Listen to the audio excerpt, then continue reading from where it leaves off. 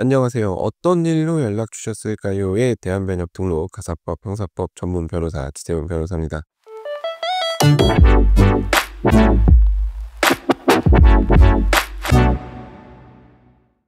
이제 곧 설인데요. 명절이 다가오면 가족 간의 따뜻한 시간을 떠올리는 분들도 많겠지만 저처럼 이혼 소송을 주로 다루는 변호사들에게는 다른 모습이 떠오르기도 합니다. 바로 명절 이혼이라는 주제입니다. 실제 이혼 소송 소장을 쓸 때 빠지지 않는 에피소드 중 하나가 바로 명절에 있었던 일과 관련된 것입니다. 그러니까 명절에 서운한 일을 직접 당했다든지 아니면 명절에 가족들이랑 모이는 걸 거부해서 혼자 명절에 갈 수밖에 없었다든지 이런 에피소드들이 꼭 한두 개씩은 들어가는 것 같아요. 이렇게 명절 기간 동안 배우자의 가족, 특히 그 직계 존속, 그러니까 배우자의 부모님과의 갈등으로 인해서 고민하는 분들이 적지 않습니다.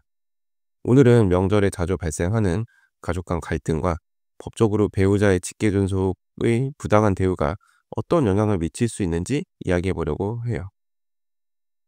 기분 좋은 명절에 이혼을 부추기려는 것은 절대 아니고요. 이제 명절 지나고 나서 이런 주제의 이혼 상담이 많이 들어오는데 막상 상담을 해 보면 홧김에 오신 분들이 많거든요. 그래서 굳이 마음 불편하게 변호사 사무실까지 찾아와서 상담받지 마시라는 뜻에서 오늘 에피소드를 준비했습니다. 지금 듣고 계신 분들 중에서도 이게 정말 이혼 사유가 될까 고민하셨던 분들이 있다면 끝까지 들어주시면 좋겠습니다.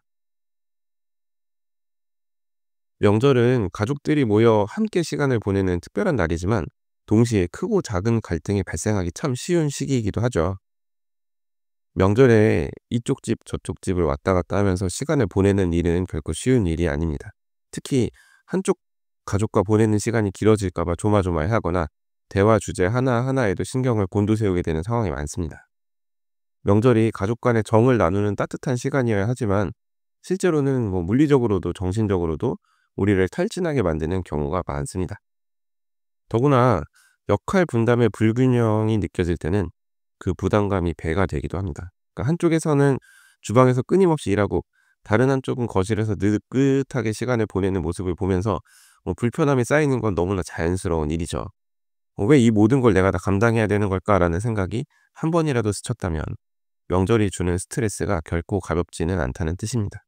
요즘에는 뉴스도 많이 나오고 이런저런 명절 에피소드 관련해서 여러 채널을 통해서 이야기가 많이 다뤄지고 있기 때문에 예전보다는 덜하다고 하지만 그래도 어쩔 수 없는 부분이 분명 있는 것 같습니다. 이런 상황에서 가장 큰 문제는 우리가 느끼는 불편함이 종종 가족들 사이의 갈등으로 번질 수 있다는 점이죠. 반복적으로 겪는 며느리 그리고 사위로서의 역할 강요 그리고 무시는 일상의 상처를 건드리고 때로는 이혼을 고민하게 만드는 계기가 되기도 합니다. 이 무시 관련해서 많이들 이제 보통 시댁이나 처갓집으로부터 무시를 당했다고 생각하시는 분들이 계신데 이게 이제 진짜 알고서 대놓고 무시하는 경우도 있고 그냥 오해가 쌓이고 쌓여서 그러니까 별 생각 없이 얘기했는데 가족이라고 편하게 대해서 얘기를 했는데 그걸 이제 무시라고 받아들이고 근데 이제 점점 그게 쌓이고 쌓이다 보면 이제 웃으면서 넘어가지 못하는 상황이 올 때가 있죠. 이제 그렇게 되면은 이제 그런 부분에 대해서도 다 기억해 놨다가 나중에 사이가 정말 안 좋아졌을 때 이혼 소장에 적으려고 하시는 분들이 계십니다. 명절 스트레스를 이렇게 단순히 개인의 문제로 치부하기엔 그 여파가 우리의 관계와 삶 전반에 너무나도 크다는 거를 부인할 수 없습니다. 특히 배우자의 부모님, 즉 시댁이나 처갓집과의 갈등은 명절 스트레스의 주요 원인으로 꼽히는데요. 결혼 후 매 명절마다 며느리로서의 역할, 사위로서의 역할에 대해서 압박을 받는 경우가 많죠. 이게 처음에는 그저 문화 차이라고 생각하면서 참지만 명절 때마다 반복되는 이 폭언에 가까운 막말, 부당한 대우는 사람을 지치게 하는 경우가 있습니다. 결국 그러다가 시어머니나 장인어른으로부터 "이런 것도 못하면 우리 집안 며느리 사위 자격이 없다."라는 말을 듣게 되면 이제 속이 많이 상하죠. 서로 다른 방식의 가족 문화를 억지로 맞추려다 보니까 갈등이 발생하고 평소 쌓인 작은 갈등이 명절이라는 특수한 상황에서 폭발하게 됩니다. 보통 이런 경우 보면 어떤 집은 너무 가족끼리 다 모여서 단란한 집이 있고 또 어떤 집은 너무나 이제 다 큰 자식은 다 알아서 살아라 이런 집들이 있어요. 근데 인제 이런 집마다 분위기가 조금씩 다른데 뭐 그 차이 때문에 서로 서운하고 부담스러워하고 이런 경우들이 좀 있는 것 같아요.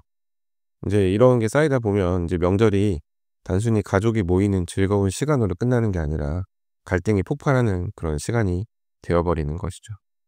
자, 이제 민법 제840조 제3 호를 보시면 배우자 또는 그 직계 존속의 심히 부당한 대우를 이혼 사유로 명시하고 있습니다. 그 재판상 이혼 사유를 명시하고 있는데요. 쉽게 말해서 배우자뿐만 아니라 시어머니, 시아버지 혹은 장모님, 장인어른의 부당한 대우도 충분히 이혼 사유가 될 수 있다는 거죠. 그런데 여러분, 여기서 부당한 대우란 뭘까요? 단순히 기분 나빴던 일을 모두 포함하는 건 아니겠죠. 단순히 잔소리가 아니라 정말 인격 모독에 가까운 폭언과 무시, 그리고 드물지만 폭행까지 이루어지게 된다면 이 모든 것이 법적으로 심히 부당한 대우에 해당할 수 있습니다. 이제 보통 감정이 많이 상하면 사위나 며느리가 이제 당돌하다면서 이제 화풀이성 문자 메시지를 점 수십 개 찍어서 막 보내시거나 이제 직접 찾아가서 막 드자베 하시는 경우가 있는데, 이 정도까지 가면 이제 남은 거는 사실 이혼 소송밖에는 없다고 생각을 하셔야 돼요. 네. 이게 인제 시부모님이나 뭐 처갓집 입장에서는 "아니 원인 제공은 누가 했는데." 뭐 이런 얘기를 하시는데요. 당연히 화가 나시겠지만 참으셔야 됩니다. 예. 뭐 문자로 화낸다고 해서 뭐 몸싸움 한다고 해서 이게 뭐 사람이 바뀌는 건 아니에요. 예. 그런데 인제 그럼에도 불구하고 뭐 전화로 맨 처음에 화내시다가, 요즘엔 전화도 다 통화 녹음이 되죠.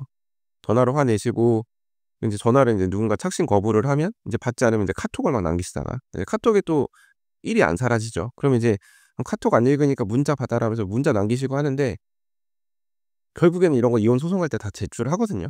근데 인제 이혼 소송할 때 제출하는 것뿐만 아니라 이제 요즘에는 뭐 이런 거 가지고 스토킹 처벌법 이런 걸로 고소를 하려고, 고소하려고 생각하시는 분들이 많아요. 예. 그렇기 때문에 옛날에는 뭐 가족 간의 일 가지고 고소를 하거나 이런 경우가 그렇게 많지는 않았던 것 같은데, 요즘에는 뭐 쪼끔만 기분이 상해도 바로 경찰서 가려고 하시는 분들이 많습니다. 화내봤자 본인만 피곤하고 서로 간에 더 안 좋은 기억만을 남기고 사건 해결만 어렵게 만들 뿐입니다. 여기서 이제 또 한 가지 생각해 보아야 될 것은, 이렇게 고부 갈등이 발생했을 때 배우자가 이를 방관하거나 묵인했다면 배우자에게도 책임이 있다는 점이죠. 그러니까 만약 갈등이 발생했다면 초기에 적극적으로 중재를 하셔야 돼요. 그래야 나중에 이혼 소송까지 갔을 때 할 말도 있고. 그런데 인제 나중에 일이 다 커진 다음에 뭐 그때 가서 개입을 하려고 하면 이미 많이 상황이 어렵게 된 다음이죠.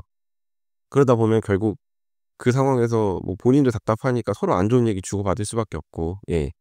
물론 이제 쉽지는 않겠습니다만 결국 서운한 것이 폭발하게 되면 사태가 이미 걷잡을 수 없이 커지게 된 다음이라는 사실을 알고 미리미리 대처하시는 게 중요하다고 생각을 합니다. 오늘은 명절과 관련된 갈등, 그로 인해 고민하게 되는 이혼 문제에 대해서 얘기를 해 봤는데요. 이 명절이 이혼이라는 주제로 연결돼서 나오는 게 좀 안타까운 일이지만 뭐 현실적으로 필요한 주제, 그리고 대화라고 생각을 합니다. 그러니까 명절에 뭐 가족 갈등이 터져 나오는 건 이제 어찌 보면 당연한 일일 수도 있거든요. 좋게 좋게 명절을 다 행복하고 즐겁게 보내면 좋겠지만 명절이 매년 돌아오는데 매년 다 아무 일 없이 지나가는 게 예 쉽지는 않은 것 같아요.